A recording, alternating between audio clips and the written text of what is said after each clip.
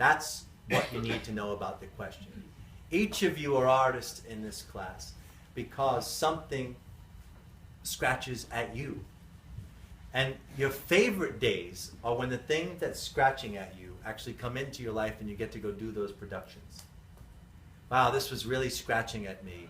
And then I ran into this author who was an incredible writer, and we went and we shot this thing, or we mounted this play, or whatever the case may be. And we really flushed it out. And that's the powerful artist journey, right?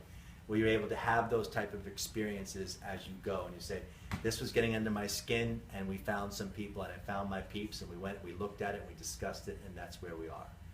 That's when you're at your best. When you're stuck at audition for this and audition for that, audition for this and audition for that, you want to hang yourself, tell the truth.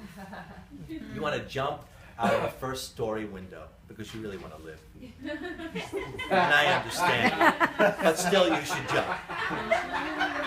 It's like, this is just a testament to the suicide metaphor. And jump out of the first floor, land, and say, all right, that's done. That's a good short, actually. And whoever wants that, it's yours. So my point is that really, I think that what happens for a lot of artists is as time goes on, they get further and further away from the thing that they love. And the further they get away from it, the more miserable they get. And the more it becomes a quicksand thing where they just get further and further away and don't understand why they're unhappy. And I always encourage my students that are working with me to say, you have to really know yourself well. Because if you love theater, you have to go do it. And you have to find your people to go do it with. And if you love television, you have to go do it. And do that. But don't do television just because someone says you should be doing television. I have a great friend of mine, a brilliant actor, who loves film and he loves theater. And has almost like zilch TV credits. And everyone's always looking at him saying, why you have like no TV on your resume? But the guy's been an artist for 20 years. I mean, he's worked with some like literally original playwrights and so on and so forth. And so some joker is looking at his resume and goes, there's no TV credits.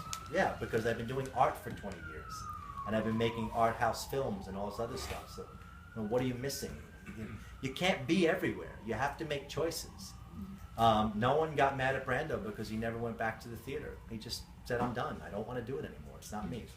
Did a little bit of it, and I'm done. And you have to know yourself and what you're willing to live with there.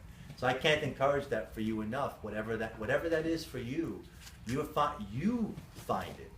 I know there's a lot of talk. Oh, you're a funny person. Go do stand-up. You might not want to do stand-up. If you don't want to do stand-up, then you don't do stand-up. Just because someone thinks it's an in. You know, you have to really listen to yourself in a way that's really defining for you, and it becomes a powerful place. So back to the question. These questions that were